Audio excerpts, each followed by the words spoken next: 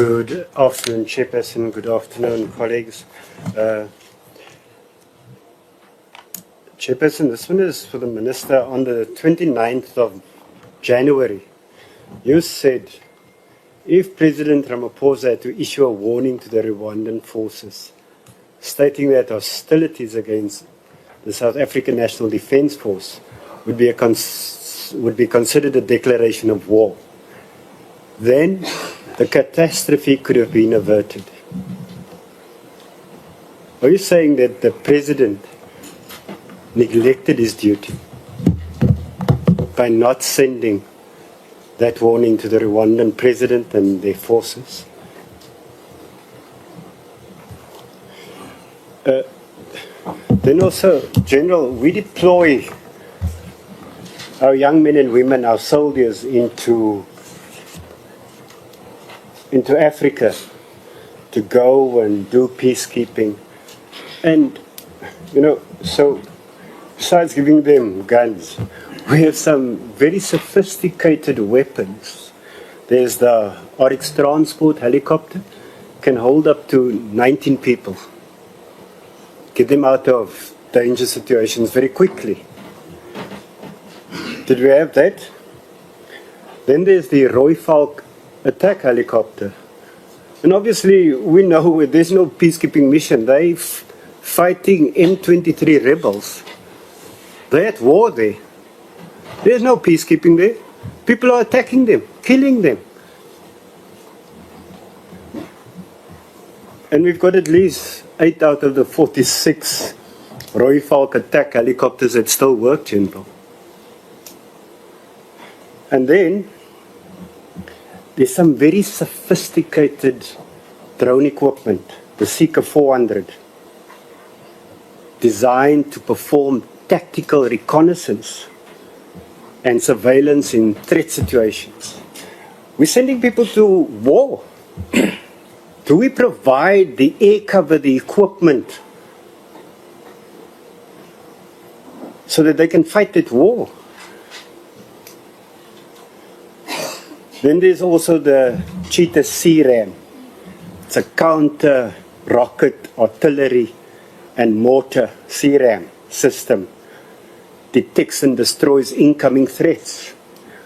Had we sent these things, this equipment,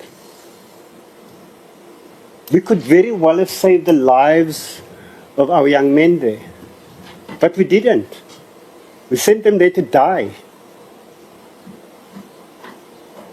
We fed them to the wolves because we didn't give them what they need to go and do the job.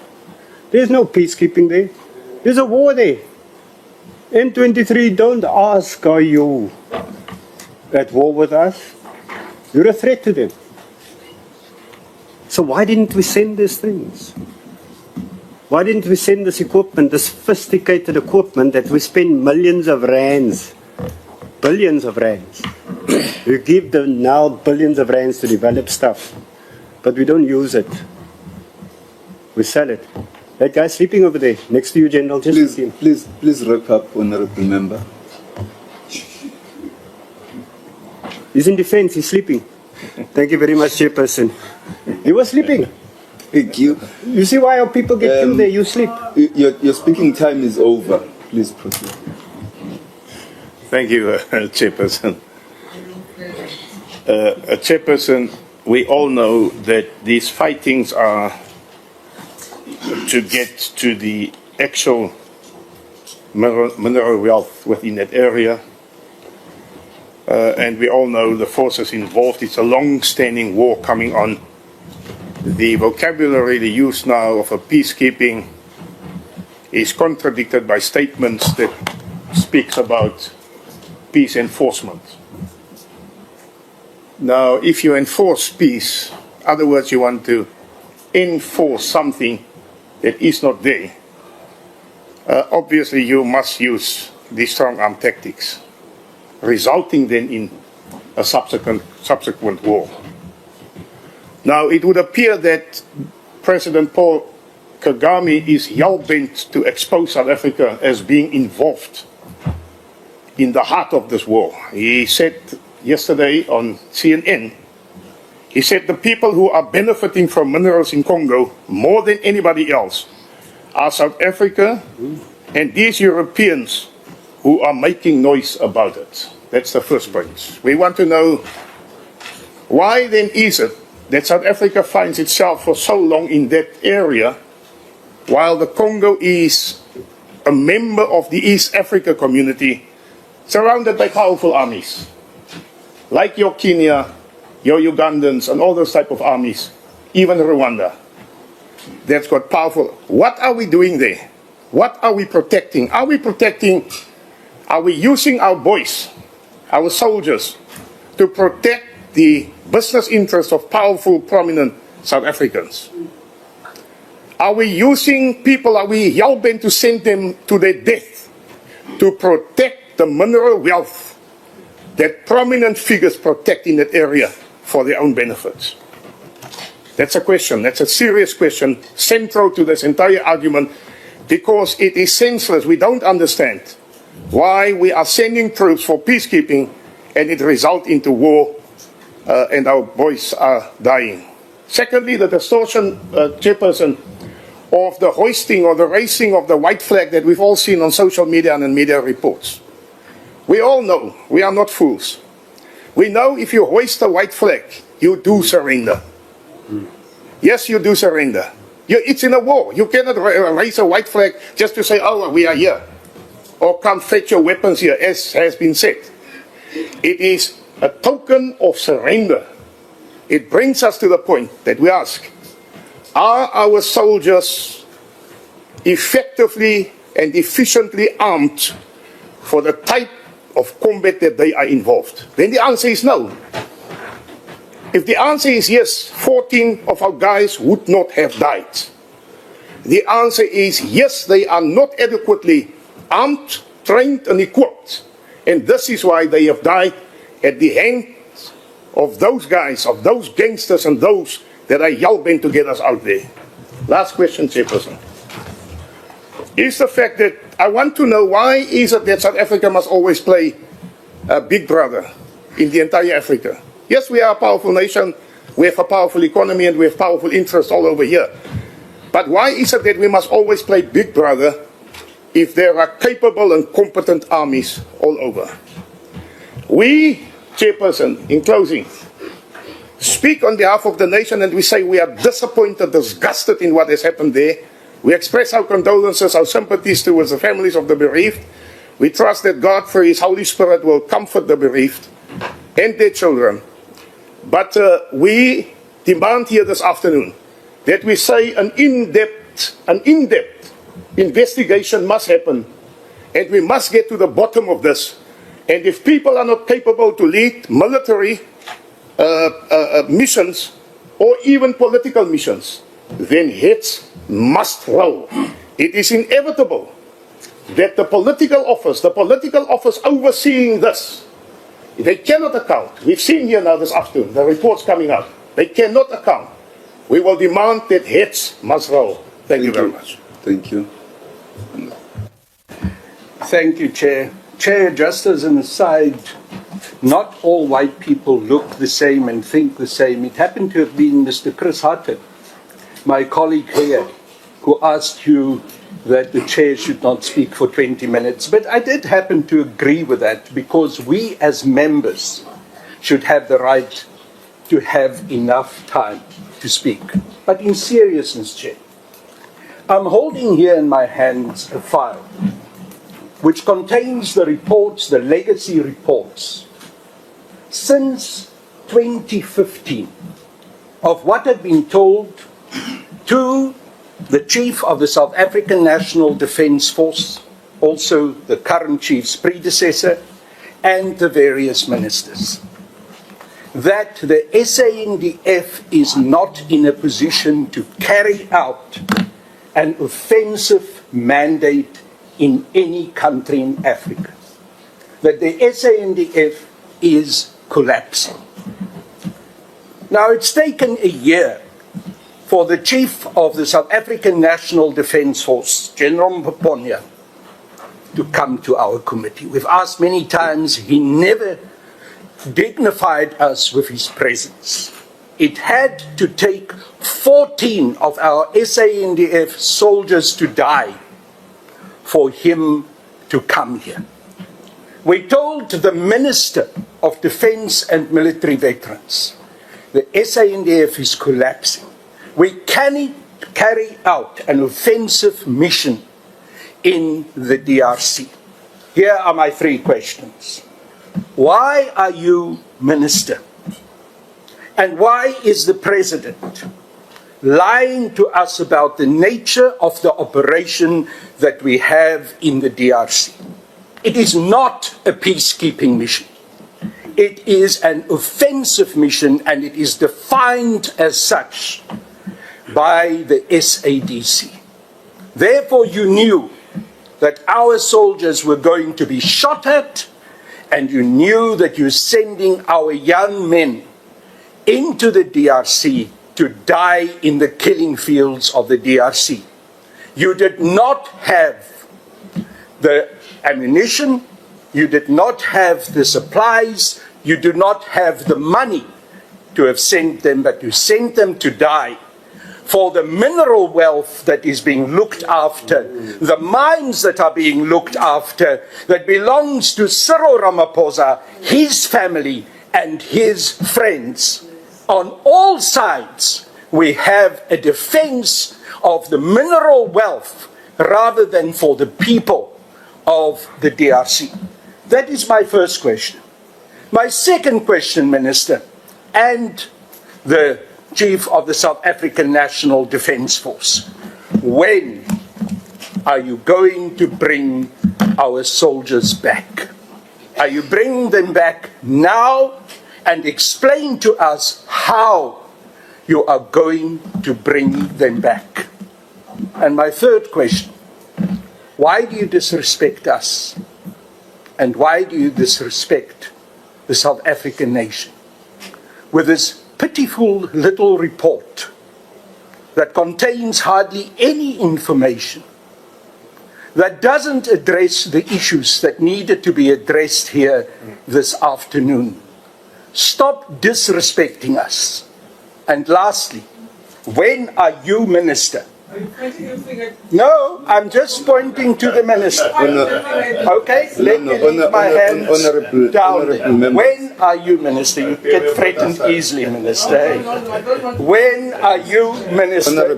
And when are you Chief of the South African National Defence Force resigning? You should resign today. And when are the rest of your generals who were playing golf at Copperleaf while our soldiers were dying? When are they going to resign? Those are my questions. I expect answers. There is a Thank point you. of order. There is a point of order. Point of order, yes. What is the point? Chair, One earns respect. we cannot One doesn't allow a demand member respect, Minister. To what? Your Honorable, behavior doesn't Honorable. someone. respect. No. Chair, don't allow this. honorable members, Because we're able to point others also. we started the meeting by agreeing that the issue we are here to discuss is non-partisan. Secondly, we agreed that we are going to conduct ourselves in a manner that behoves a country that has lost 14 soldiers. I suggest that we continue to do that in honor of our men who died in the DRC. And so I suggest that we conduct ourselves in that fashion, that the President, this meeting is a meeting on behalf of Parliament. The protocols of respect that Parliament confers on each member still apply here.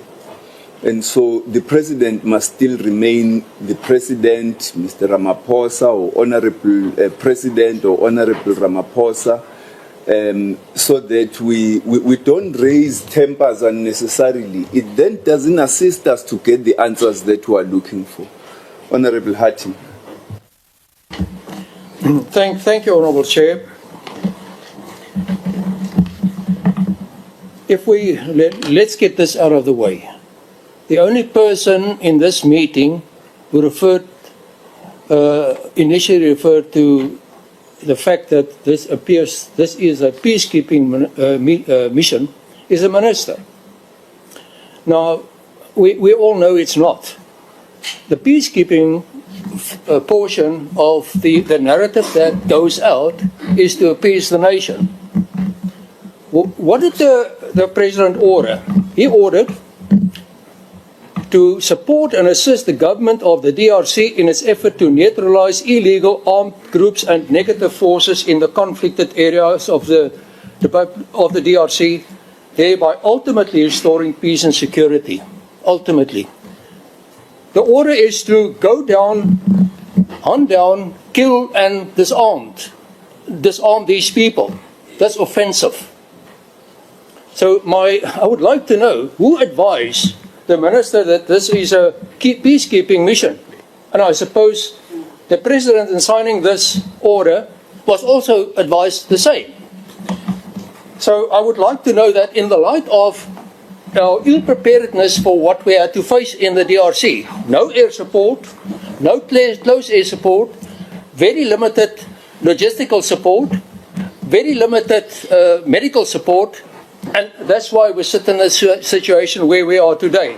So I would like to know, I would like to get some comment on the lack of our resources, our support that we have exposed our soldiers to in the DRC, and then also who advised the minister and the president that this is a peacekeeping mission, or did it arrive, did it grow somewhere, was born somewhere in a smoke-filled room? I don't know. I would like to get an answer.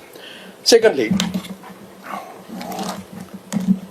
the vague report about the United Nations, MONUSCO will negotiate the repatriation of the deceased. We certainly, Chairperson, we certainly cannot live with that in this committee. We are surrounded by M23. We are in an area controlled by the M23. We are limited to our bases. We cannot go out there with arms. We are, in fact, hostages in an area. We cannot get to our soldiers. We cannot resupply them. We cannot get in there with any air support, nothing. We rely on M23, and we have to thank them for water and food. And for them, we have to thank them for not retaliate for us killing so many of them, our brave soldiers. So I want to know, what is the plan? We can't ask the Secretary General of the United Nations to come and explain to us how will our deceased will be repatriated, what will happen to our wounded, what will happen with our personnel. We're surrounded. What will happen to the equipment? Have we lost the equipment to M23? And what is the plan? And then we can't say we are negotiating with United Nations or MONUSCO. It's happening today, and we need to know. So timelines, when will it happen? And then a question that comes up and of very concerned families, what is the situation with the deceased? Are they properly cared for until they will be repatriated? South Africa needs answers on that. Then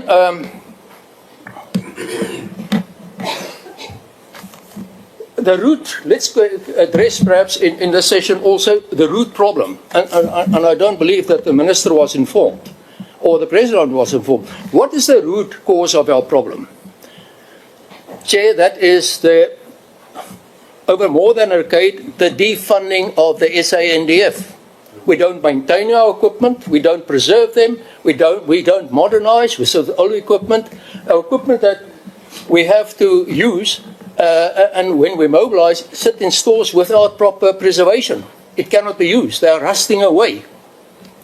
We save, because we have to pay this massive salary being defunded, we cut corners. We cut corners in training. We have brave soldiers, the best in Africa. We have them. In October, in the infantry school where we trained leaders, there was no diesel and no ammunition. The leaders had to dig trenches. So I would like to know, was the President and Minister informed that we are not this heavyweight in Africa anymore? that we are not the tiger of Africa anymore. That in fact, we have become a paperweight, if in boxing terms. Thank you so We have much for become a watching. paper tiger. Please, Was the minister share and your the president ideas, informed that your we don't have opinion the capacity in the anymore? comment Thank you, section Honorable below. Hati. Like, subscribe. No, Honorable Member, can we also not point Remember, fingers? Africa is watching. Thank you. Thank